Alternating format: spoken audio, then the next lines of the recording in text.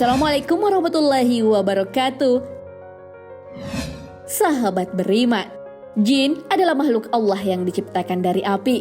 Mereka telah ada sebelum manusia diciptakan. Hal ini sudah disebutkan di dalam Al-Quran.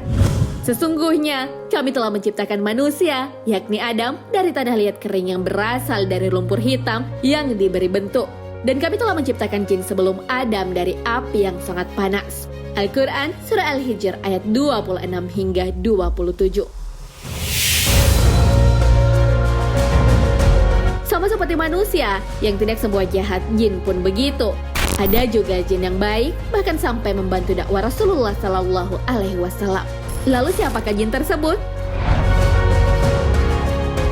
Temukan jawabannya dengan menonton video ini hingga akhir. Tentunya hanya di channel Islam Populer. Tapi sebelum lanjut, jangan lupa klik subscribe, like, dan lonceng notifikasi untuk mendukung channel ini agar terus menyiarkan syiar Islam.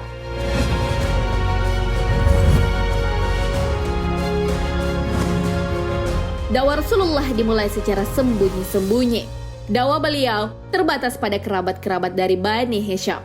Namun, ketika datang perintah untuk berdakwah secara terang-terangan, Rasulullah pun melaksanakannya. Perintah tersebut diabadikan dalam sebuah surah. Hai orang yang berkemul atau berselimut, bangunlah lalu berilah peringatan.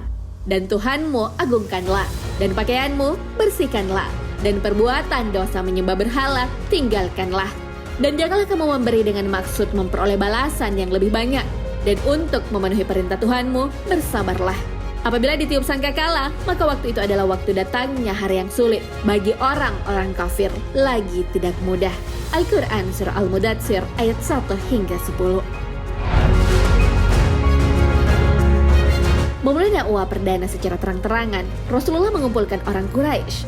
Mereka berkumpul di Bukit Abu Kubais. Rasulullah pun menyeru kepada mereka untuk berhenti menyembah berhala yang dibuat sendiri, karena itu adalah perbuatan sesat. Namun sambutan yang diberikan atas dakwah tersebut hanya pergi dengan bersungut-sungut. Ada pula yang marah karena berhala mereka diejek. Mereka pun segera mengadakan pertemuan di Darun Najah untuk membahas hal tersebut.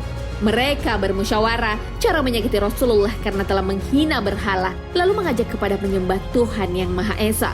Dalam pertemuan itu, hadir gembong-gembong kafir Quraisy seperti Al-Walid Ibnul Harits, Safwan bin Umayyah, Ka'ab bin Asyiraf, dan lain sebagainya. Mereka sangat marah kepada Nabi Muhammad SAW. Mereka mengatakan bahwa Rasulullah mengajak mereka menyembah Tuhan yang tak bisa dilihat dan mencerca Tuhan-Tuhan mereka. Semua yang hadir mengejek dan mengolok Rasulullah. Ketika ditanya mengenai hal itu, Al-Walid Ibnu Harits menjawab, "Aku tidak mempunyai pendapat apa-apa tentang ajakan Muhammad pada kita." Mereka mendengarnya, menganggap jawaban itu sebagai pembelaan terhadap Nabi Muhammad SAW. Karena jawaban itu, Al-Walid Ibnu Harits diolok-olok, diejek, dan dicaci maki. Ia pun meminta hinaan ditangguhkan selama 3 hari. Al-Walid Ibnu Harits adalah salah satu kaum Quraisy yang kaya raya. Ia adalah pedagang yang sukses sehingga hartanya melimpah.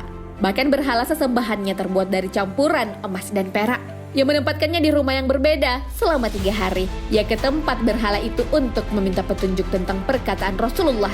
Selama waktu itu, ia tidak makan dan minum. Ia berharap berhala itu bisa berbicara dan memberi keterangan tentang perkara yang disampaikan Nabi. Dan setan pun tak menyanyiakan kesempatan itu. Ia pun merasuk ke dalam tubuh patung dan berkata, "Sesungguhnya Muhammad itu bukanlah seorang nabi. Maka kamu jangan membenarkan apa yang ia katakan." Al-Walid percaya akan kata-kata berhala yang dirasuki setan. Ia pun memberitahukan kepada kaumnya. Mereka bahagia karena mendapati kebohongan Rasulullah lewat perkataan berhala yang mereka sembah. Mereka berkata, "Sebaiknya masalah ini kita bicarakan saja di dekat Muhammad, biar ia tahu semuanya." Rasulullah pun bersedih dengan ejekan yang diterimanya. Lalu Jibril datang dan memberitahu bahwa ini adalah ulah Al-Walid Ibnu Harits. Rasulullah pun meneruskan informasi itu kepada kaum Quraisy, tapi beliau hanya ditertawakan. Sebelum Rasulullah meninggalkan tempat itu, kaum kafir Quraisy mengumpulkan berhala-berhala mereka. Berhala-berhala itu dipakaikan pakaian mewah. Mereka menyembahnya. Setan pun datang dan mengulangi perkataan saat bersama Al-Walid Ibnul Harits. Semua yang ada di sana mendengarnya, termasuk Rasulullah dan Abdullah bin Mas'ud. Namun Rasulullah mengingatkan Abdullah bahwa yang berkata adalah setan. Di hari yang lain, Rasulullah berangkat ke tempat perkumpulan orang-orang Quraisy. Di tengah perjalanan, beliau bertemu dengan seorang yang memberi salam. Ia adalah yang berjubah hijau dan menunggang kuda jantan. Salam tersebut pun dijawab Rasulullah dan beliau bertanya, "Wahai penunggang kuda, siapakah kamu sebenarnya?" "Aku sangat heran mendengar salammu kepadaku." Si penunggang kuda pun mengatakan bahwa ia adalah salah satu keturunan jin bernama Muhair bin Habar. Ia telah lama masuk Islam sejak zaman Nabi Nuh alaihissalam. Muhair ini tinggal di Bukit Tursinah, tetapi lama mengembara. Ketika ia pulang, istrinya menangis dan mengadu bahwa setan Musfir telah berbuat dusta terhadap kepada Rasulullah. Jin Muhair pun mencari setan tersebut dan menemukannya di antara Bukit Safa dan Marwa. Ia pun membunuhnya. Setelah mendengar itu, Rasulullah mendoakan kebaikan Muhair. Muhair meminta izin kepada Rasulullah untuk merasuk ke dalam patung yang disembah orang kafir. Rasulullah pun mempersilahkannya dengan syarat itu adalah cara yang baik untuk menyadarkan mereka. Seperti hari-hari sebelumnya, orang kafir berkumpul dan menghadirkan berhala-berhala yang sudah dihias dengan pakaian mewah. Mereka menyembahnya dengan hormat dan khusyuk. Tak lupa mereka meminta membuktikan lagi bahwa Nabi adalah seorang pembohong. Namun alangkah terkejutnya mereka karena ternyata apa yang ingin mereka dengar tidak sesuai dengan apa yang dikatakan oleh suara patung yang mereka sembah. Lalu apa yang didengar oleh kaum kafir Quraisy itu? Patung itu berkata, "Wahai penduduk Mekah, ketahuilah, sesungguhnya Nabi Muhammad ini adalah benar dan Muhammad mengajak kepada kalian untuk melakukan kebenaran. Sedangkan kalian semua serta berhala yang kalian sembah ini adalah batil. Jika kalian tidak beriman kepada Muhammad serta tidak membenarkannya, kalian akan masuk ke dalam neraka jahanam selamanya." Kejadian ini pun membuat banyak orang menjadi bimbang.